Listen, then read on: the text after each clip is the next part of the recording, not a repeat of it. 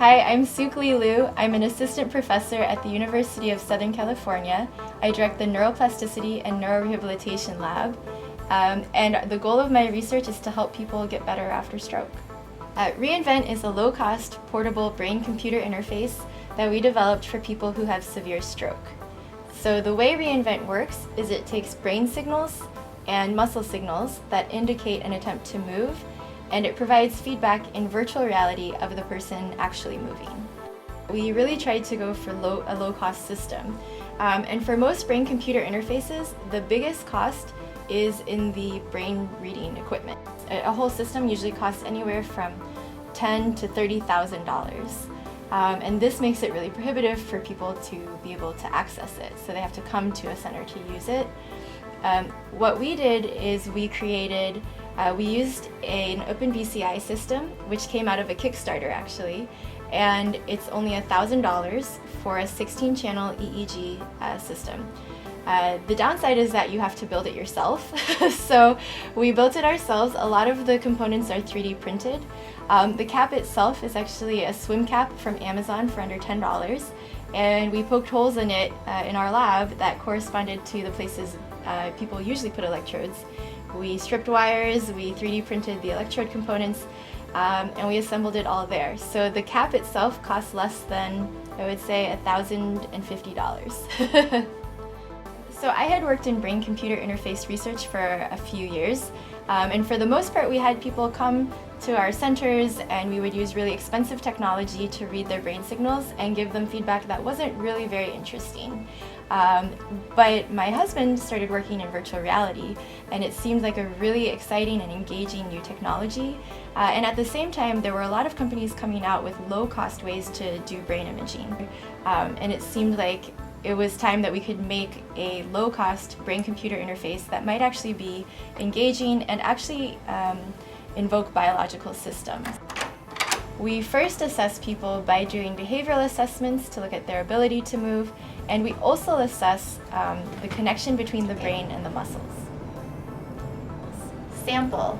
We assess the connection between the brain and the muscles using transcranial magnetic stimulation, which is a way that we can excite neurons in the motor cortex and actually evoke a movement in the person's hand. So this is a way we can measure the connection between the brain and the hand in a quantitative way. So we can use something called neuronavigation. What we have is called a BrainSight neuronavigation unit, and it uses a camera and the person's MRI or picture of their brain, and we can actually match the person's head in physical space to the MRI on the screen. Basically what this lets us do is know where we're stimulating in that person's brain. So it provides us like a Google map of where we're going, because we can't see where we're going because of the skull. Well, portability is important because for a lot of people who have had a stroke, it's hard for them to get around in the community, and so making it portable means that it's accessible to them. After the initial assessment, we would wheel reInvent to a room with the patient.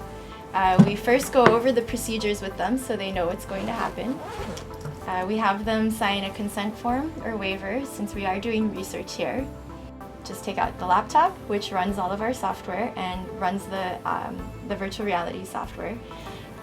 We also would just put on an EEG cap, and then we put on the electrodes onto their muscles, and we put an IMU on their wrist, so this tracks their movements.